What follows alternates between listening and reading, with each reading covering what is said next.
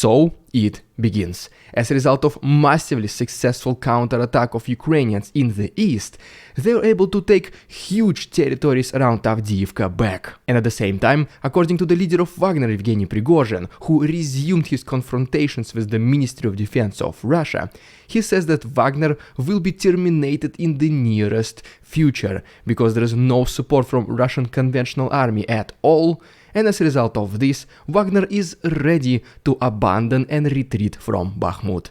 But more about all of this in just a couple of minutes. What's up, investors? It's the Russian dude. And let's go straight to the point and talk about a very extremely ridiculously cringe material. And so recently in the Russian propaganda, there was an article about the seer from Poland who just smelled the photo of Joseph Biden, the president of America, and he was able to predict the future, that America will collapse, Ukraine will not survive Russia, Russia will be the greatest country in the world, and pretty much yes, all of this just from sniffing the photo of Biden. Well, I think I can say that this guy will lose. This is what my smelling senses tell me.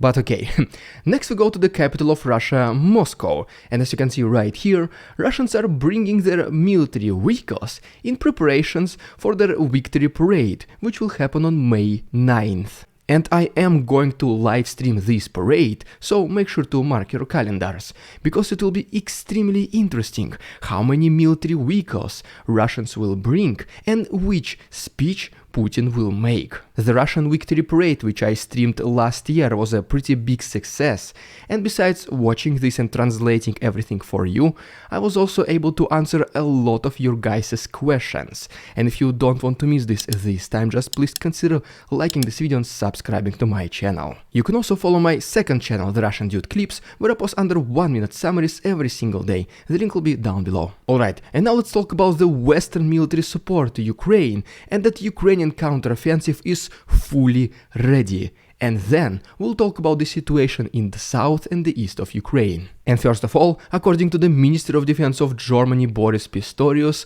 the country will supply additional 80 Leopard 1 tanks to Ukraine starting in the middle of this year. Speaking about Germany, this country also already provided its second air defense system, IRIS-T. And then the German army will be training 1,000 elite Ukrainian soldiers for the close combat inside the city, which will be crucial for an upcoming Ukrainian counteroffensive. And then, as you can see from this picture, Ukrainians are even training to use kayaks, which have this special material which makes them undetectable by radars and heat guns, and they will be allegedly used to help Ukrainian soldiers cross Dnipro River, because in the past they were obviously using the boats, which were making a lot of noise and are easily detected. And just overall, according to the Ministry of Defense of Ukraine, Oleksiy Reznikov, the country is now ready for its ultimate counteroffensive, and the only thing which is missing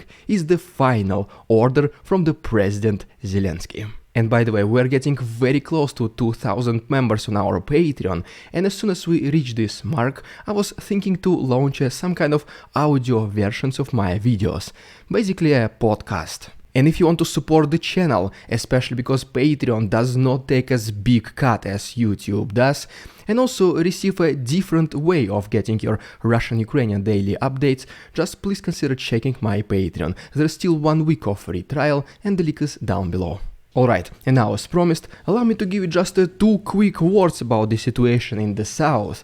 Then we'll talk about the most recent massive success of Ukrainians in the east, and then the potential soon termination of Wagner and their retreat from Bakhmut. And so yes, our first video comes to us from Crimean Peninsula, specifically from Sevastopol, where as a result of a Ukrainian aqua drones attack, an oil reservoir of Russians has been destroyed. And to be honest, right now it just made me thinking, Why is it always time, every single time Ukrainians destroy a military object of Russians?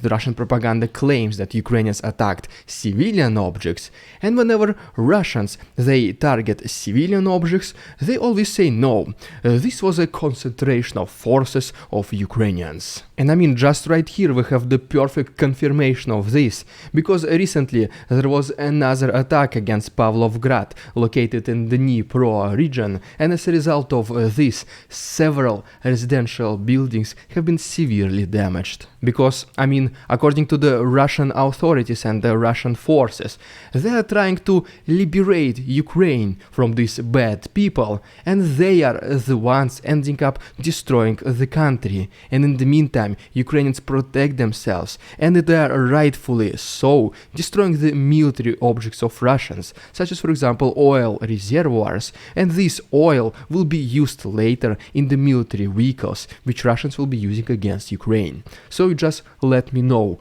who do you think is fighting on the good side? And the same thing is happening pretty much in the east of Ukraine and even on the territory of Russia. For example, recently in the Bryansk region, a diversion group was able to destroy railroad tracks, and as a result of this, a Russian train carrying oil and wood has been derailed, and some of the wagons have been set on fire. And then, speaking about the east of Ukraine, according to the report by the Institute for the Study of War, in the last couple of days, Russians did not conduct any offensive along Kupiansk, Svatve, Kreminna front line, but instead they intensified their artillery strikes. But on the other hand, according to the Ukrainian side, in the last 24 hours alone, they were able to destroy 2 Russian tanks, 5 armored personnel carriers, 6 artillery systems, and 1 air defense system. But without a doubt, the hottest point in the entire Ukraine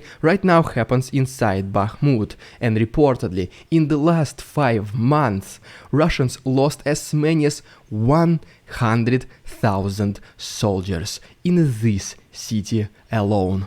This data came to us from the member of the National Security Council of the US, John Kirby, and at least half of these Russian losses are Wagner soldiers. But if you take into consideration that the total number of Russian losses at the moment of recording this video is approximately only 190,000 people, you can see that more than half of them happened in this small city, which just once again confirms the fact that Russians bringing, as they think, unlimited human and equipment resources just to capture this city and claim the symbolic victory. And I'm almost positive that the pressure against Bakhmut will increase in the next several days, because Putin wants to declare a victory in this city during his victory parade speech. But the main question is, will Russian forces be able to achieve this? Well, according to their previous goals to capture Kiev in 3 days or liberate the entire Donbass region before March, I think that capturing Bakhmut in less than a week, it's also not going to happen. Especially because recently we started receiving Ukrainian reports that besides repelling Russian attacks against Bakhmut, Ukrainians also started doing some localized counteroffensive and taking back some positions. But wait, there is more. It does not happen only in Bakhmut.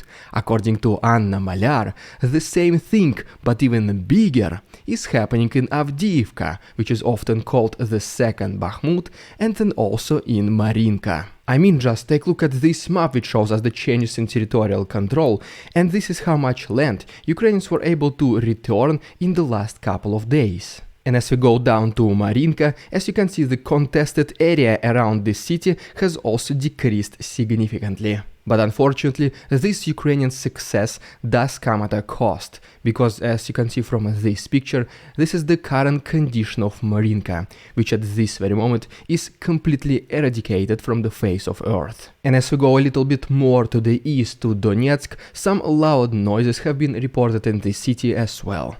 And as always, all the extra uncensored footage will be available on my Patreon, the link is down below. And ultimately, Ukrainians were also able to liberate a little bit territory to the west of Vuhledar. But Ukrainians who already started retaking their own territories is not the only bad news for the Russian forces, because according to Yevgeny Prigozhin, the leader of Wagner, pretty much the only relatively successful military unit of Russians in Ukraine, this private military company, Wagner, unless something changes, will be terminated in the near future. The reason for this, according to him, is the resumed confrontations between Prigozhin and the Ministry of Defense of Russia. Once again, pretty much the shortage of supplies to his people. He basically said that there is absolutely no discipline among the conventional Russian soldiers. The professionalism is very bad.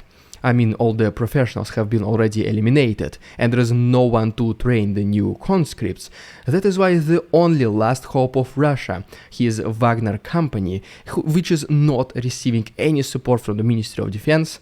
I mean, what else Russian authorities and military representatives expect from this war? These people who only think about the climbing the career ladder, they expect somebody else to do their dirty job. And whenever nothing goes according to their plan, no wonder they're being surprised and looking for someone to blame. And as a result of all this, Yevgeny Prigozhin says that he will order the remaining Wagner soldiers to retreat from Bakhmut unless they receive the supplies, ammunition and support from the Ministry of Defense of Russia. But if you think about it, it all comes back down to the victory parade in Russia, which will be a significant event for the Russian authorities and especially Putin himself. So maybe Yevgeny Prigozhin making these statements and potentially even withdrawing Wagner from Bakhmut, which will most likely make Russia lose the control over this city, maybe all of this is the attempt of Yevgeny Prigozhin to sabotage the Ministry of Defense of Russia and the entire conventional Russian army. Because, I mean, a lot of Russians, they know about the existence of Wagner, but pretty much everyone knows about the existence of the Ministry of Defense and just regular Russian army. So whenever Russians inevitably, sooner or later, lose Bakhmut, people will be blaming regular army. And this can quickly end up being the ace up in the Prigozhin's sleeve, which he can later use to be even more ambitious and rise to power. And so, as you can see, May 9th Victory Parade promises to be a very intriguing event for the entire Russia, considering this war. And just once again, if you don't want to miss this live stream or any of my future videos, just please consider subscribing to my channel. It only takes one click. The best way to support my work will be through my Patreon. You can also become my channel member and unlock exclusive channel badges and emojis, or just simply use a PayPal link. Everything can be found to the right and down below. Thank you so much for your attention, товарищи, and see you tomorrow.